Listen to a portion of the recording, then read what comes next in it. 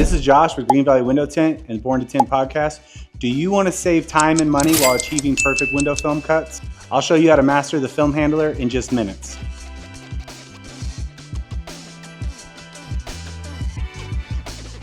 Today I'm going to show you how the film handler is typically used on the typical ladder setup. At our shop we actually have it mounted on the wall permanently, but this is the standard way everybody uses it. You can take this out in the field or cut in the shop ahead of time if you want to, but I have a standard 72-inch film handler here that I'm going to set on the top of a 6-foot ladder. I'm always going to keep hands on it so it doesn't fall until I have it mounted in place. Always block up the back side of it. There is a little groove right here that's going to line up with the front of the ladder, and there's a hole in the top that we've drilled in the ladder itself that matches up with the threading that's in place on the film handler itself.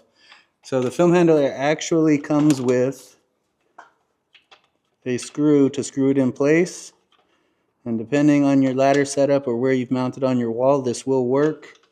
For the setup we have in the shop, we actually use a different bolt with the same threading that's a little bit longer.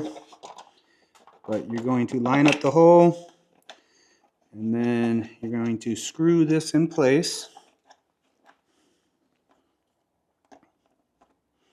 Make sure it's nice and tight. All right. So what just fell, I had sitting on the ladder, are the shims. These are really important to make sure the film stays in alignment when you put it on there. Today I'm going to be using a 48-inch roll of film. I'm always going to put these on first. They actually,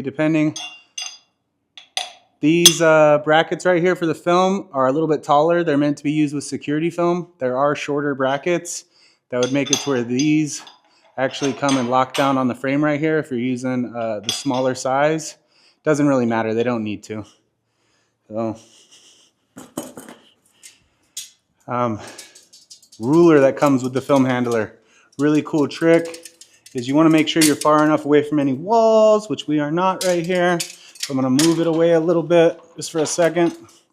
There's a slot in the bottom of the film handler that this actually clips into, to where your ruler will hang.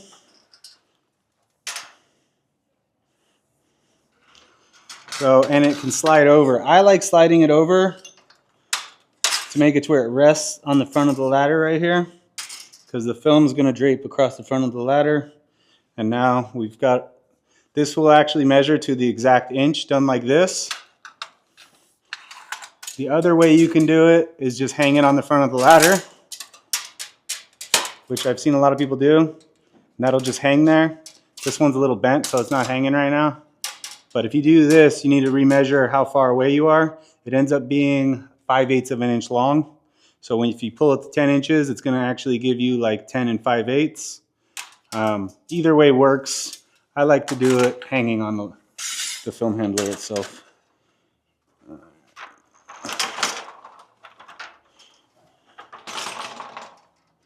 So without film on here, it's pretty easy to move this around. So today we're going to use a 4-foot roll of film. This film handler can take any size roll up to 72 inches. I like to take the film, make sure I hold it, don't let it slide. You can get it to tunnel. So I only put the one side on before I put the film on. And climb up the back side of the ladder, set it in place. I'm going to put my second shim in.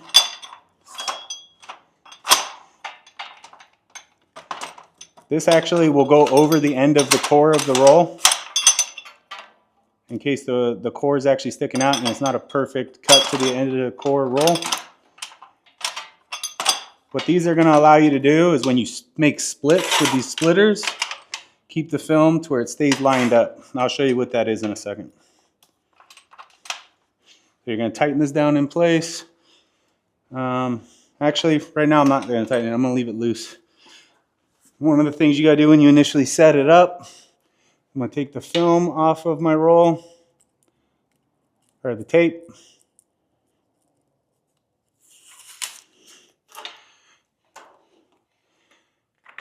And see where it's landing on the ruler right here. So you got a ruler going sideways and one going up and down. So So right now it's not lining up to the end, which is okay. You can cut that way, but then you got to do some math if you are splitting based off of how far off it is. I want to try to get this to line up to the end of the ruler. I'm going to set this edge, tighten down this side, and push some pressure. And you can see that now I'm lining up pretty much exactly. I'm still about a 1/16 of an inch off right here. That's fine. If I'm doing any kind of splitting, I can just account for that. So standard pulling, if I say I have a window that's 46, 47 inches tall, doesn't need to be split, we're good to go. We're set up, we're ready to go. If I need to pull a 24-inch piece, I'm good right there. So let's say I have a window that measures 22 and a half, 23 by something in the 40s. This is how I'm going to pull it. I want to make sure that I pull about an extra inch, maybe 2. Sometimes you don't want to cut it too close. On commercial windows, sometimes we'll have exact edge-to-edge measurements, and we know that we've pulled gaskets. This allows us to cut. If I know I need exactly 23 inches, I can pull exactly to 23 inches. I'm going to clamp it down. So if I needed exactly a 23-inch pattern with the ruler hanging right here, I can just cut exactly a 23-inch pattern. So I'm not wasting. We actually just did a test earlier on a window that's actually closer to a little over 24. So I'll go like 25 and a half. Got an extra inch and a half of material. So now this pattern will be able to be used here in the studio for the next time we do a test window. So I like pulling it off with both hands.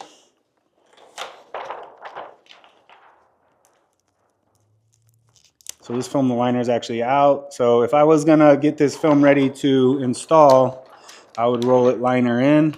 I like taking my hands, grabbing it right here, and starting at the corner and get a nice roll. One of the things that we're big on is if I'm gonna lay film on the ground, it needs to be on a clean drop cloth or an area that I've just recently cleaned or vacuumed. So I just vacuumed this area. So if this was a big pattern and I couldn't do what I just did, you can always lay it on the ground if it's clean surface and start your roll. I will typically have tabs of tape, depending on how many patterns I'm going to cut, already stuck on the side of the ladder, so I can tighten my pattern up and tape it. The other thing we also do, which I don't have here right now, is we print out labels out of Tint Wiz. And we'll stick them on the liner side of the film that says exactly where this film's going. So say we have a project that's a house that has several different rooms that we're doing. That label is going to tell you which bedroom it goes in, what type of film it is, the size of the pattern. We stick it on the liner side of the film, on the inside right here. So even when it's rolled up and taped, I can look at it and I can see where this window goes. I would then put this in a box and keep cutting patterns for that job. And go onto the job site and have all your patterns cut. Again, with this ladder, you could set it up on site. So for splitting, what we're gonna do is say I've got windows that are 2 foot, they're 22, 23 inches wide. Because I have a 4-foot roll, I can split it directly at 24.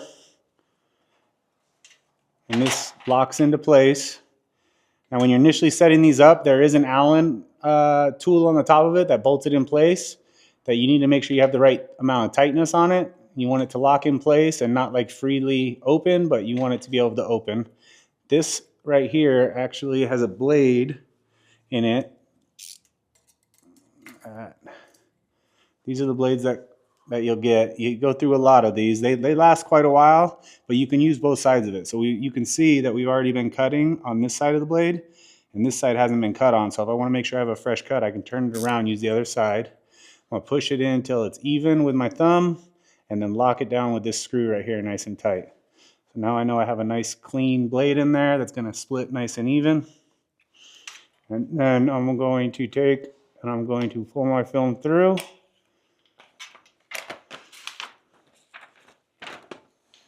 And again, if you're using this without the shims on the end, your film has the ability to move side to side.